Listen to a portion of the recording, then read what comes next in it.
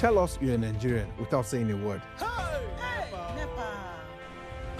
Energy security is one of the most pressing issues for many developing countries like Nigeria.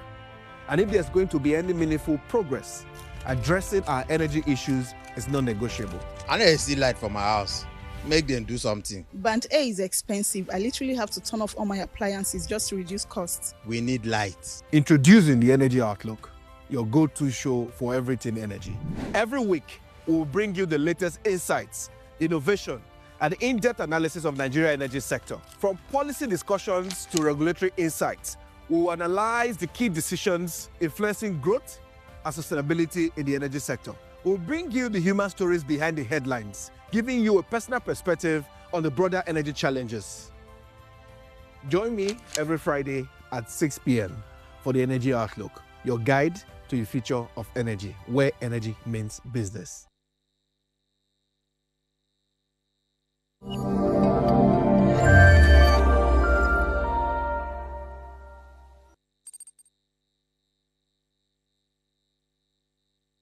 Hello and welcome to the Energy Outlook. My name is Wisdom Chap Jumbo, and we're back to a very interesting week as today we are shifting the conversation to talk about a very important topic that is even dear to my heart and has been championed throughout this month. And of course, you know, it's in International Women's Month, and this month of March has been dedicated to women, not just March the 8th, by the way, in case you don't know.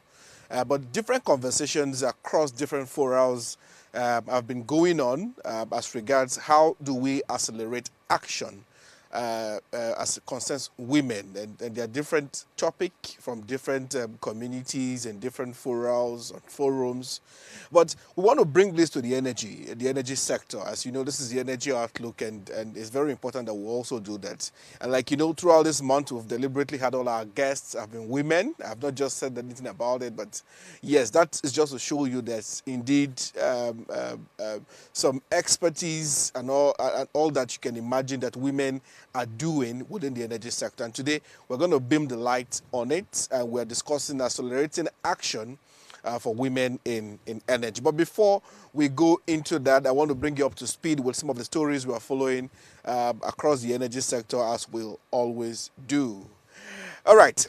So very quickly, one of the first stories we are following is 24 hours electricity for Osun communities. And that story, the Rural Electrification Agency RE has installed a 510 kilowatts mini grid system in Osun State, a community that has not had power for quite a long time, and this project now provides 24 hours electricity for the community for about 1,200 and 5,000 residents. Quite an interesting one, and good work to the REA for what they are doing in that community. I think that is Joda. I mean, I'm trying to call the community name, but it's a bit lengthy. But yeah, that community in Osun State will now have power. I think that's a good one. Well done to the REA. Still on the REA again, under the Nigeria's energy transition plan, solar power for federal universities and teaching hospitals. That's another story we are following. The managing director and CEO of the REA, Abba Aliyu, has revealed that a total of 20 universities and 3 affiliated teaching hospitals have received significant solar power intervention to reduce their skyrocketing energy costs. I was telling somebody just recently that even me, myself, I've spent so far this month, oh God help me, more than 70,000 naira on my energy bill, and that figure should climb again by another 20K maybe before next week. And you can see, one of a good friend of mine who runs a clinic told me, Wisdom, my energy bill has gone up to 5 million naira a month, and that's a lot of costs if you run a clinic. So if some of our national or our federal universities and teaching hospitals can really go on solar, that would do a lot of good. This initiative by the REA is aimed at reducing dependency on unreliable grid power and improving access to clean, sustainable electricity for education and healthcare institutions, I think is commendable, and we must commend the REA for that effort, what they are doing. Quickly, our next story is Orlando and REA have signed a solar power project for 1.2 gigawatt solar power projects, which they recently signed. Orlando Clean Energy and REA have signed this MOU, which will be Nigeria's largest solar initiative. The project also includes establishing Africa's first solar module assembly plant with a recycling line to repurpose old solar panels. And I think this is a very fantastic one. Kudos to to Orlando and REA. REA seems to be all over our news. I'm going to reach out to the MD, Mr. Abba Liu. It seems a lot is happening that we need to bring him on the show to come and talk to us so that we will know indeed what is happening. All right, our next story, Dangote Refinery suspends Naira transaction. We heard this news just recently that there's a big shake-up in the fuel market as Dangote Refinery has stopped selling petroleum products in Naira, citing a mismatch with crude purchase obligations in US dollars. What does this mean? It means possible fuel price hikes and pressure on Naira as traders scramble for Forex. I hope the government can swing into action. We were very happy when President Tinubu approved the sale of crude oil to local refineries in the country in Naira so that they can also sell to the market in Naira. So if that is ending now, I think that's a problem because that will really cause a big shake-up in the market. And we hope that both the federal government and Dangote can come together and see what can happen with this. Petrol now, I mean, PMS is at 800 and something Naira, and which we're hoping will even come down a little bit more further to about 600 or 700. Experts say that's where you should rest in a couple of more weeks or months. And this is just a big shake-up that shouldn't be happening. We hope the federal government, for the sake and the interest of Nigerians, we don't want to have more pain anymore. All right. So, next story, Tinubu appoints board members for Nigerians independent system operators. This Nigerian independent system operators, it was created off the new 2023 Nigeria Electricity Act. So, the president has appointed Abdul Muhammad as the new MD of the Nigeria Independent System Operators, and he also equally appointed the chairman of the board.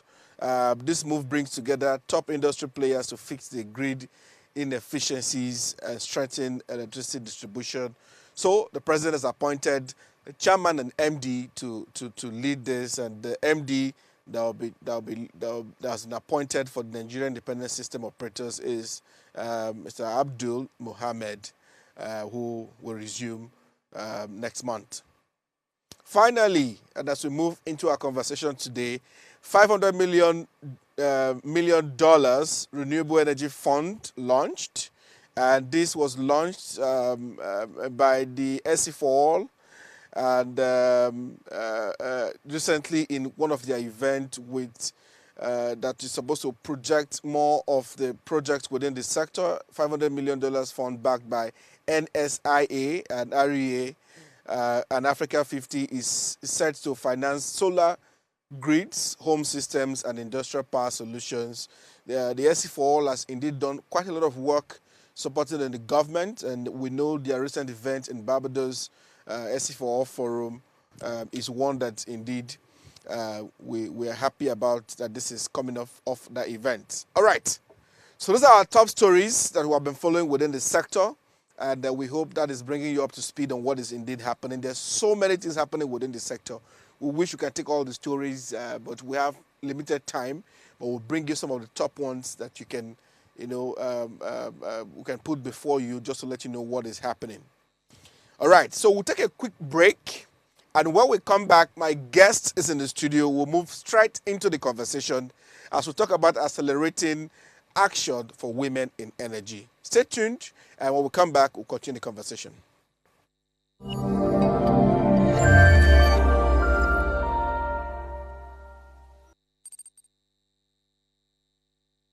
Life is made up of moments, some that fill us with joy, or does it test our strength?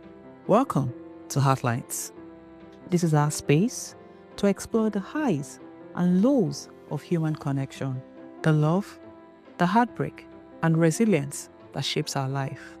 From relationships to friendships, parenting to partnerships, and so much more. Every week, we share stories and conversations that define us, navigating love, separations, the struggles of parenting, dealing with anxiety and managing the pressures and stress of life. Real conversations that bring us closer, helping us heal, grow, and connect. So join me Mondays through Fridays at 10 p.m. for Heartlines, the show where we connect hearts, have real conversations with real people, one story at a time.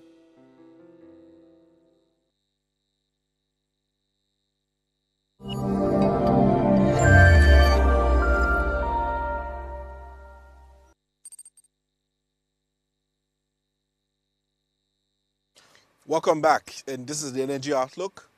We move to our conversation for today. And the energy sector is one of the most vital sectors driving global economies, yet women remain underrepresented, especially in leadership and technical roles. How can this, or how do we bridge this gap? The policies and initiatives can fast track progress, and why is gender diversity essential for the future of energy? I've been in this sector for the last 5 years, energy space, by the way, and I've seen women do amazing things, from leadership, of course, to even leading technical roles and all. And I know for sure that there is a place for women, and I think we're not achieving the full potential of the sector if we don't create room for women. But we'll get to the conversation today to learn more, and I have as my guest a very distinguished lady. I follow her a lot, her work and all that she does within the space. And today I'm very glad that she has granted us her time to discuss this very important topic. She is Chizoba Anyika. She is a chairperson or board chairperson of Women in Energy and Maritime Awards. Welcome to the program, ma. Thank you for having us. I'm very happy to have you today, and thank you. On pleasure. short notice, you made that time to be here, and it shows that you indeed believe this is an important conversation. Very important, yes, it's very critical. I'm indeed happy to have you. So we'll go right in, but I want to ask you first, what are the biggest barriers preventing more women from entering and advancing in the energy sector? What do you think? In my opinion, I believe there are a plethora of barriers that prevent women from entering the energy sector. Even after entering the energy sector, advancing in the sector, there are other barriers. Barriers that stands from education, training, from, training a girl child to even have the interest to be in the sector. You should be deliberate. We should in fact, we should be intentional in training a girl child to know what it takes to get into the energy sector. Another barrier is cultural barrier. So many people believe that it's a male-dominated sector. It's patriarchal society. Nobody is interested. Or in fact, they are discouraged from getting into the sector. Or they will tell you, if you get into the sector, will you go to the rig?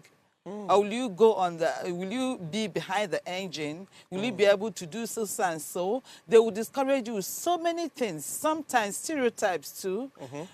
And unconscious barrier, even when you get into the job. Advancing in the career, you have unconscious barrier that some colleagues will unconsciously tell you that you cannot go on this field trip because you're female. Or maybe you're pregnant, you're not able to gain that employment. Or even from employment, from recruitment, the resume, once they see that you're a female, they will just put your CV There's aside. An unconscious bias. There's an unconscious bias, yes, against women. So there are cultural bias, stereotype, bias in the workplace, bias because you're female, even bias against female leaders that have the capacity to lead. Even though they have the capacity, just because they're females, they're not given the room to, some of them are bullied even in their high positions. Amazing. Yes. So you said something about STEM, or maybe catching them young and all of that. How do we change, that narrative at that level? STEM itself. How do we encourage more women, and what has been happening so far to encourage more women in your view? A lot of women from women organizations in the energy sector that are taking deliberate steps. In fact, we're intentional about building the women, the girl child, from the primary to the secondary. Just, this is March, the month of IWD. So a lot of women are having programs. They go to the primary schools and secondary schools to talk to the girl child on the essence of going into STEM. Science, technology, engineering, and mathematics. These are subjects that will bring you into the energy sector. Without these subjects, you will not be able to even gain that access into the energy sector. So the women are very deliberate about doing that, but more needs to be done, on a larger scale. Will that mean that there are more that the organizations need to do, especially from recruiting and trying to, stop that conscious and unconscious bias? So maybe my question is, how can organizations in the energy sector create a more inclusive and supportive environment for women, in your view? In my view, organizations should be very deliberate in developing a strategy, diversity, equity, inclusion strategy. It should be like the Bible of the organization. Okay. They should put it, integrate it into their condition of service. But many of them have this in place. Many of them implementation, they should be very firm in implementing it. Okay. Implementation is one thing. When you implement it, you will be able to address any bias you see in the system, call the person out, because if you have it embedded in your condition of service, everyone will know that it's against the condition of service of the organization to do this and this to a woman, or call out, bully a woman, or even gaslight a woman in the workplace, because she's not your wife, she's not your sister. She has the capacity to do the work. She respects the work. You just see her as a woman executing her role. And she has the competence to execute her role. So every organization should have that document, the DEI document. That document should be like a strategy to ensure that they check the analytics, check the metrics, do the data to check the gender balance. If there are gaps, they will be able to know, from recruitment to advancement to succession plan to training, human capacity development. Capacity training. When it comes to custom-made training, you will know which one. If they're deliberate, if the organizations are deliberate in putting up this document, even in knowledge transfer, they can also develop mentorship training or knowledge sharing training where other, let me say, senior members can come and talk, coach, mentor the younger ones. Hereby you will now have succession plan. If this is already part of the organization, if the leadership leaves, the next people will just follow in line. They will just fall into the same process. Yes. I remember in banking when Sanusi was the CBN governor, there was an intentional effort via policy, to ensure that women rise in the banking sector, even at the management level, at the board level. Intentional to say, look, in composition of your board, you must have X percentage of women, X percentage must be women on the board or on the management. Do we see this kind of thing happening in the energy sector? Is it the kind of policy that can change things, in your view? Do you think so? Absolutely. It's going to change. In fact, it's going to change the whole trajectory. Because when you have a document, when you keep the data, you know the segregation, you know the gap. By the time you analyze, you have your metrics for they're analyzing the document, so that you'll be able to know who and who is in where and where. You deliberately push the women up to be at par, on the same level ground in the boardroom with the men. If you do that, if organizations are very deliberate on it, women will not be crying foul. I'm telling you, yeah. All right, let's bring the conversation to what you are doing with the Women in Energy and Maritime Awards. Why that effort to establish maritime and energy awards? What are you trying to achieve with that award? Women in Maritime and Energy Awards is not a community of women like other associations. Okay. It's a platform that is intentional about seeking out women. You know, we find them out, we identify them, we decorate them. Some of them are unsung. Some of them are doing a lot of work behind the scenes without, they don't want to be noticed. Okay. But we want them to we'll call them up to come and share their stories. So it's a platform. We're in our 4th year right now, endorsed by United Nations. UN Women have endorsed the Women Awards as a veritable platform to amplify the voice of women. Women's voices need to be heard in the sector.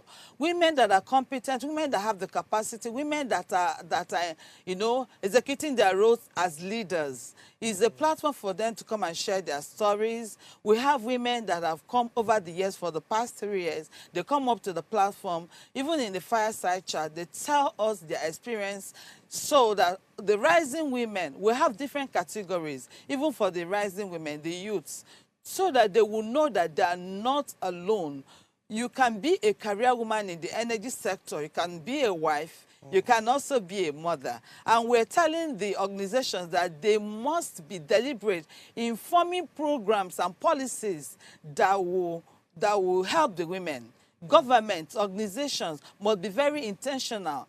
If there are programs already, they must be intentional in implementing these programs. The affirmative actions that are there, how far have we gone? What is the data? What is the measurement? What are we doing about women groups, women-led groups?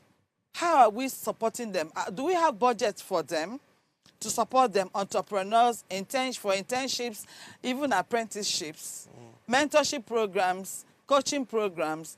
This has to be. But we see many of this. There are many women in the energy sector. I know we have like 2 major or 3 major women groups. We have every now and then a lot of women programs. Are we saying all of this, we're still not achieving any progress? The more the merrier. There is a center point where these women meet. Do you understand? The women in energy network is the women in oil and gas. Exactly. Even when we have other professional bodies, we still have the women angle of it. These are just steps that are being taken to ensure that women come together and speak. Women support women. Women supporting women, we teach in that place that women should fix another woman's crown. That is what most of these organizations, you see, is a networking platform that gives so many women that hitherto they will not have that opportunity to meet with other women in their workplace. But when they come to this kind of forum, they will be able to meet women that are also in the same sector. And when they share their stories, they will learn from there. They can leverage on somebody's experience to better their career growth. All right, the role of mentorship, I would like to bring that in now. The role of mentorship in bridging this gap, how do we make it any better? Because this thing of women supporting women, some people say at some point is lip service. And the major problem they're having in the energy sector is that this women support women seems not to be playing, in the way that it should play. So maybe mentorship is not working well enough, as the women who have been able to make it to the top of the ladder, they seem not to be doing enough to pull the younger ones up. So mentorship should be what that is. I don't know if you agree with this view, or do you think women indeed are doing more with mentorship? Wisdom. A lot of work is going on the ground. Okay. There's a lot of advocacy going on, even though it may not be showing the percentage that maybe you expect, but work is going on. Okay. So many women that have been held back by cultural barriers are coming out. If you see them, even with the hijab, you see them working. They're engineers. So there is, it's not only in the skills acquisition. You also have to mentor a woman to be able to speak. Okay. You teach a woman to be able to, if you have all the skills and you're not even able to communicate those skills, it's as if you are not even doing any work. So some women that know the skill, they have the skill, they're just there, they know all the work. However, they don't have those networking skills. When they come, they meet other women that have been there. They will not teach them. So mentorship is going on, and we're seeing the results, though it may not be in the number that you expect at the moment. We also have he for she's, the men that are also training the women, the men that are also supporting the women. Okay. Each time we have our programs, we'll have the he for she's. In fact, we have strategic partnership with some males that are supporting this, our very great objective. So the extraordinary women, the women that are really outstanding in the system, you see them whenever a younger woman approaches them for mentorship, they willingly accept. So a lot of work is being done. Okay. Advocacy is ongoing, yeah. It's ongoing. Thank you. All right. So we have been talking to the chairperson of Women in Maritime and Energy Awards, Mrs. Chizoba. We'll quickly go on a short break. And when we come back, I have a few more questions for her, and especially what is going to happen with the awards that is coming up next week. And in case you'll be attending. But let's go on a quick break. And when we come back, I'll take more questions for Mrs. Chizoba.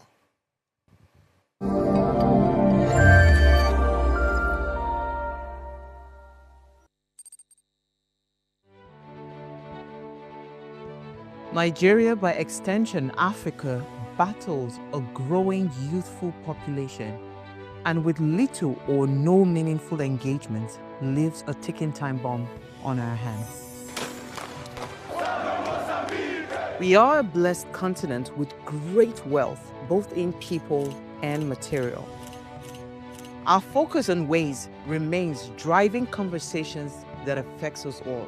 Topics in the news, social concerns, politics, leadership, governance, empowerment, resource management, conflict management, finance, SME sustainability, technological innovation, food security, health, education, brain drain, our well-being, citizenship, and much more.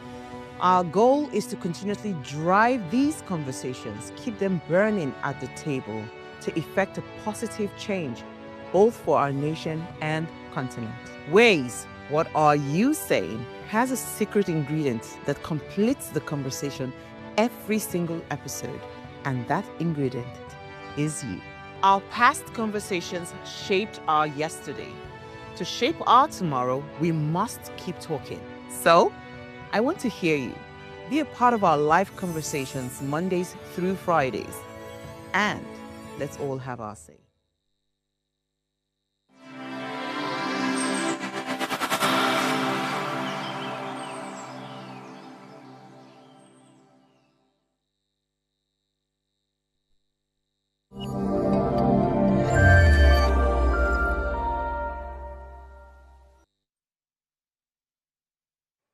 All right, welcome back. So I still have with me in the studio Dr. Chizoba. She just told me while we were on break that I missed that when I was calling, so that was intentional, ma. So yes, Dr. Chizoba is with me, chairperson, Women in Maritime and Energy Award. So we'll just get back to the conversation real quick. Accelerating action for women in energy. And my next question will go, we've talked about mentorship and all that there is now. Tell us quickly, with the awards coming up next week, the 28th of March, what should we expect at that award ceremony? Thank you, Mr. Wisdom. At Women's event on the 28th of March, Yes. let me announce to you that it's going to be a wonderful place to be. Don't miss out. Yeah. On that 28th, we start our red carpets by 5 p.m. The venue is Oriental Hotel. So you're going to expect rising women in the sector. You will see women in renewable energy. You see women in the upstream, midstream, downstream. You see all aspects. Women that have been behind the scenes, innovating and making groundbreaking projects. Women that have been involved in all that you're seeing, that you, for each item you use in your home, a woman has been behind the scene, helping out in the energy sector. So for us to be able to combat or address all the issues within the sector, we'll address all of them there. We'll find solutions there. We'll have to provide solutions to some of the things that are going wrong within the sector. Sure. And then we'll put the paper out. That will be our contribution to making the sector a better place. Fantastic, fantastic. Yes. I love that. I know I've attended a couple of times. I've been emceeing a couple of them. Yes. And it was quite electrifying to see that women who are doing quite a lot are being recognized. And that's a good thing. I think women need a lot of that to encourage them to indeed do much more. Now, how can energy transition, particularly renewable energy, and I want to bring this in now, create more opportunities for women? The transition is happening. What role do you see women playing in all of this, and how do we create more opportunities for them?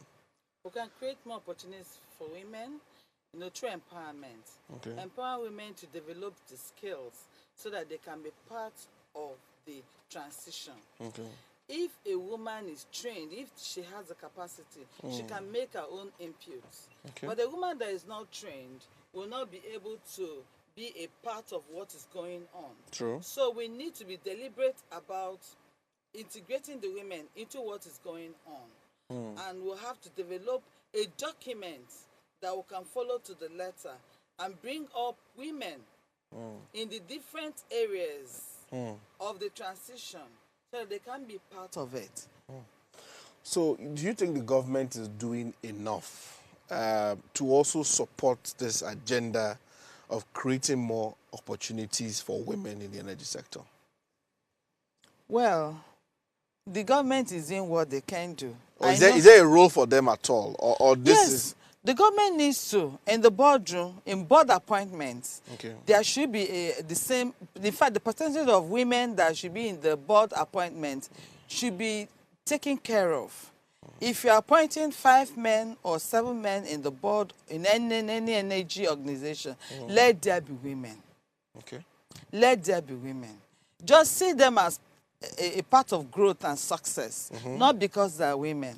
You understand? So, when it comes to having a balance, it should be implemented. The affirmative action should be implemented in board appointments, in leadership appointments. I will tell you, Nigerian Content Development and Monitoring Board trained a few women a couple of months ago at Lagos Business School, which I was part of, fully sponsored by NCDMB. That's lovely. That's the kudos for NCDMB, yes. Women entrepreneurs were in my class. Women that are working in public service were in the class. You see women that are doing all sorts. In fact, it was a wonderful place to be. Networking, sharing their views, and the resource persons were top-notch resource persons. So they should emulate NCDMB in being deliberate about that. Government should also sponsor women. Not only through organization, they should have a budget. Yes, a budget for training women in this transition. Very important. Very important. Also, there's an issue, I know you touched on it slightly, but let's go deeper into it now. The issue of cultural and societal norms, as they seem to influence a lot of this representation of women in the energy space. There's, like you said before, so there's a conscious and unconscious bias in all of this, but there's also a role that cultural and societal norms sort of play in between that. I want to touch on it. How is this indeed affecting, and what could be the solution? I've experienced it. I've experienced bias as a woman leader. Women in Maritime and Energy, what is brings two sectors together. Yes, maritime and two energy. Sectors together. When a woman is given a role to lead, she faces a lot of bias. I've experienced some. I will tell you, when a younger woman, for instance, is given a role to lead older women, you need a full dose of emotional intelligence, in addition to village native intelligence. Emotional Okay. Emotional intelligence and native intelligence, for you to be able to lead in that space, you will see a couple of men who don't want a woman to lead them. They will converge, they will gang up and do everything within and outside the book to put you down. Yes, because you have developed yourself, you have the competence, you have the capacity to lead in that role. However, the only disadvantage, so to say, that you have is because you're a woman. And some men don't want a woman to So lead you them. are competent, and you have gotten that role because of that competency Yes. and the effort you've put into it. But now you are leading people, and there are men amongst them. And unfortunately, the men just don't want you to lead them because you're a woman. Yes. That still happens? It happens, I'm telling you. I started by telling you that I've experienced that. I have experienced that some men may be traditional rulers. They have a chieftaincy title in their village, or maybe they have a wife. You know, cultural barriers. Some men in some cultures, they don't ever believe that a woman can lead them. No matter what you do, no matter how emotionally intelligent you are, you're not able to break that. In fact, you will do everything within and outside of the book to ensure that you keep the the organization, the department afloat. But because you're a woman, I've experienced that. So women have to work extra hard. That is why I'm a core advocate for the women. When I see a woman, I have this soft spot to ensure that a woman succeeds. Personally, I'm the only female in the midst of 5 men from my mom. So you can see the passion. My spouse has no sister. Yes, so I have men supporting me from this side, men supporting me from this side. But when you now get to the office. workplace, you see that. A friend of mine told me something one time. I know she's a very young female leader, I mean, in our organization. She told me one day, Wisdom, the guy looked at me and told me, I have your kind in the house. I have you in the house. That's the kind of language you hear every day. And I'm wondering, why will you say such in the workplace? What use is Your that? clerical officer So that can still tell you that. happens. It does. It does happen. So, but if in an organization there is this DEI document that addresses deliberate or unconscious bias, you should be able to address that. You have your core values, and it's part of your strategy document to address that. It's a workplace. She's not your wife. You understand? She's only called to do her job. And also, if you're promoting the officers, let there be a balance. Let there be a balance. Women can work. We're not competing with the men folk. We're only saying that a woman that has the capacity to be in a place, give her that desk. Give her that desk. So the Women Award is very intentional about singing the praises of women that are innovating in the industry. In your case, how did you navigate this kind of situation? You said it happened to you. It happened to me, yes. I did everything within the books. You know, I have to use my native intelligence to see if you know how to stoop to conquer. You have to stoop. You have to talk to. I talk to other women that are older than me. Some of them retirees. You know, in the African side, some of them will threaten you with voodoo. Yeah, that is true. You can face a lot of trauma as a woman leader. You can face a lot of trauma. So facing that trauma, you know, and then you have to go home and you know, keep the home afloat. And you're a career woman. So it's not easy. We call on the men who are also already supporting the women to continue to lend their support to the women. But there should be a document in the workplaces that address issues like this, so that when this kind of incidents happen, the person already knows what he is going in for. But if you're just saying it, when incidents occur, nothing will happen. Are there some studies or research, you know, that can help with to support this increasing women's participation in the energy space? I know organizations like Wimbase, they've developed like a document on diversity and inclusion that speaks broadly on women in leadership, but I don't know if there are any that exist categorically for the energy sector, considering the peculiarity. I don't know if there are any, or if you've read any of that, but can that be of help? So many organizations like Wimbase, WIN, WILG, WEEP, so many of them are, when they have events, these documents, they collate them and they put it out. You know, there is progress. It's not perfect yet, but there is progress, and progress can be measured. I'm telling you, there is progress. A lot of progress is being made, and people are coming to the understand. The advocacy is going on, and so many things are going on.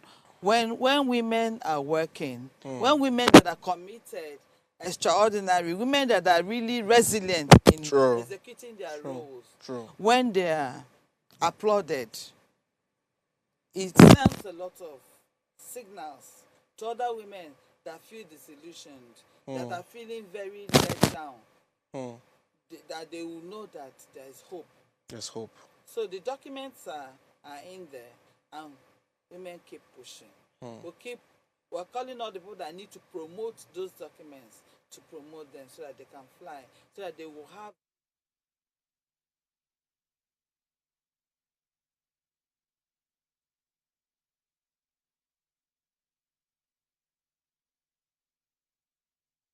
Men, before you spoke about men being allies, being able to partner, but we'll go on a quick break, and when we come back, I'm going to be asking Dr. Chizoba about some of the questions around how men can indeed help. I think that's a very important question. Even as a man, the energy space, I want to know, how can we support, where can we help, and let's go on a quick short break. Stay with us. We'll be right back, and we'll take the final question.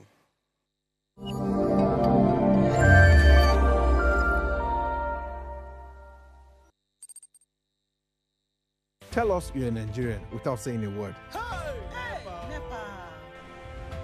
Energy security is one of the most pressing issues for many developing countries like Nigeria. And if there's going to be any meaningful progress, addressing our energy issues is non-negotiable. I know see light for my house. Make them do something. Band A is expensive. I literally have to turn off all my appliances just to reduce costs. We need light. Introducing the Energy Outlook, your go-to show for everything energy. Every week, we'll bring you the latest insights, innovation, and in-depth analysis of Nigeria energy sector. From policy discussions to regulatory insights, we will analyze the key decisions influencing growth and sustainability in the energy sector. We'll bring you the human stories behind the headlines, giving you a personal perspective on the broader energy challenges. Join me every Friday at 6 p.m. for the Energy Outlook, your guide to the future of energy, where energy means business.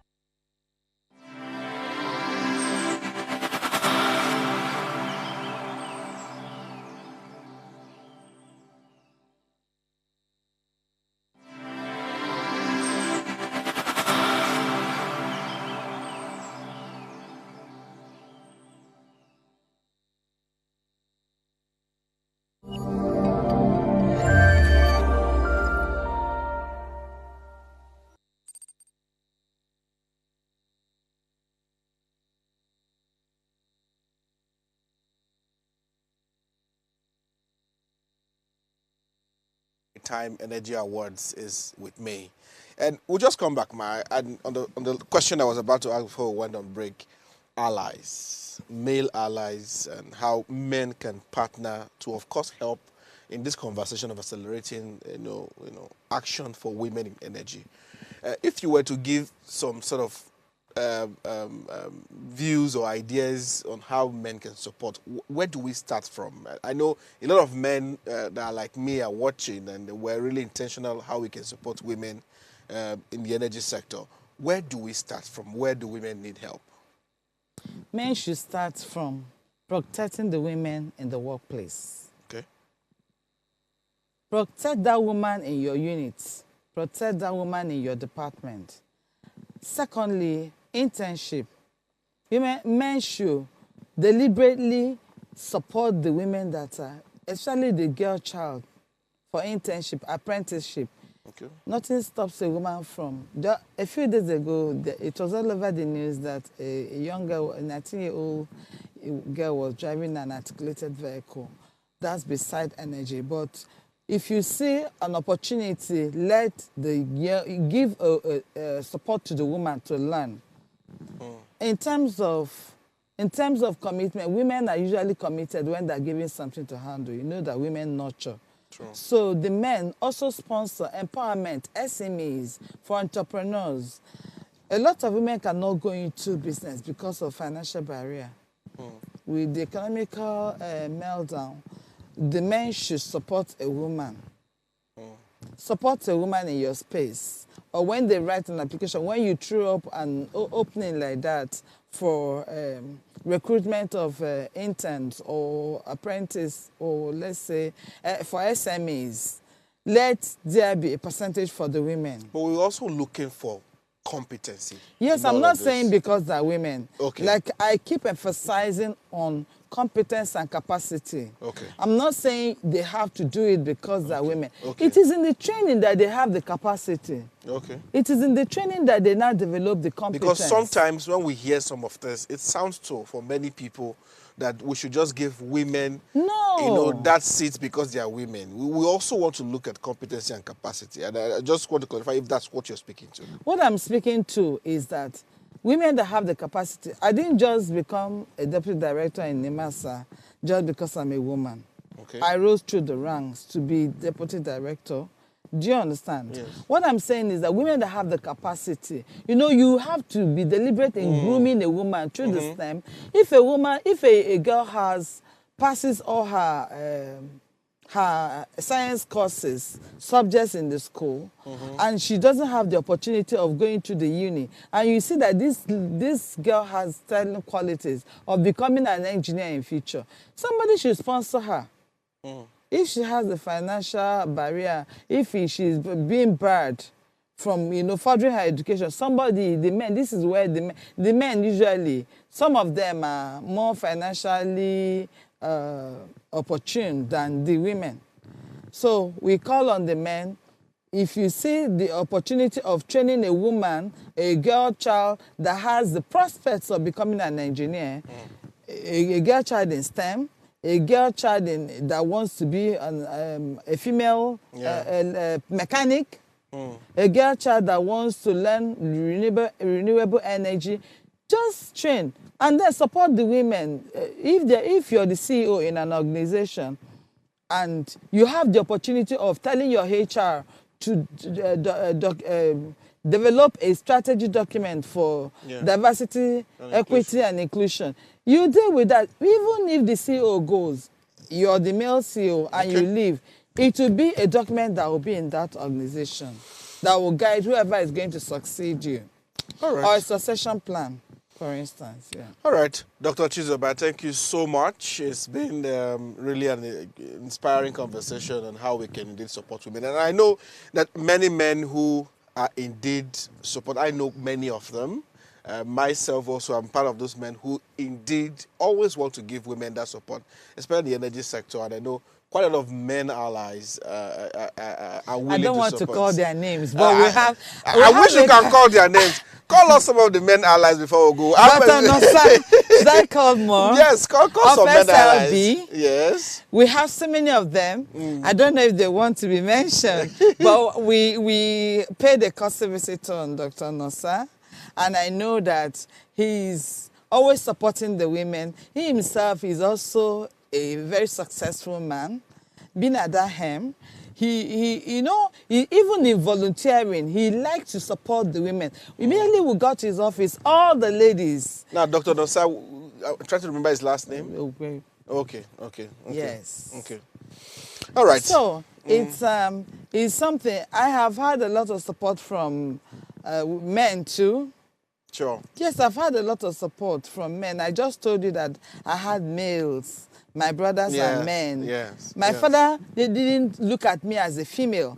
From the beginning, he told me, whatever your brothers can do, you can do it. Not that we're in any form of competition, Yes. but you have the capacity to study. That time, we used to compete on who would have straight A's in WASC. That's how it should be. Yes, we compete on who will finish this novel. Yes. So that's how it should be. Thank you so much, Yes. Dr. Chizoba. Thank you for for making the time, and we hope this conversation continues. And it's not one we can finish in 1 hour, even if we want to. We keep beaming the light on this issue of accelerating action for women in energy. And yes, this is where we call it a wrap on the program this week, and a very important conversation. As women, growth in the energy sector is critical. In my view, if we also want to achieve much, there's so much we can benefit when we have the women also on the table and also on those rigs to support us and work. So it's very critical. So today's discussion makes one thing clear. Advancing women in energy isn't just about gender equality. It's about unlocking innovation, driving economic growth, and ensuring more sustainable future. And I want to thank my guest today for spotting that light and putting that conversation up there. We'll leave with this quote from Melinda Gates, who said, when women invest in women and girls, we are investing in the people who invest in everyone else. That's a very important quote I want to leave you with. My name is Wisdom Chap Jumbo, and of course you can catch a recap of this program on our YouTube channel, just in case you missed it, on official Upgrade TV.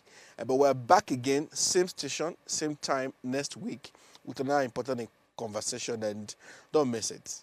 Trust me too. I see you next week. My name is Wisdom Chap Jumbo. Have a lovely weekend.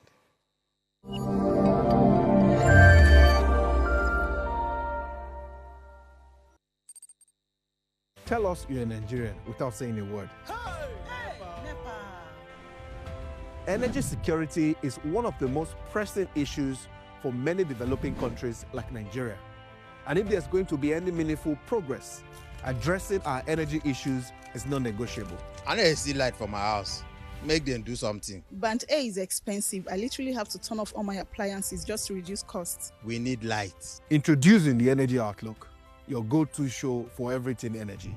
Every week, we'll bring you the latest insights, innovation, and in-depth analysis of Nigeria energy sector. From policy discussions to regulatory insights, we will analyze the key decisions influencing growth and sustainability in the energy sector. We'll bring you the human stories behind the headlines, giving you a personal perspective on the broader energy challenges.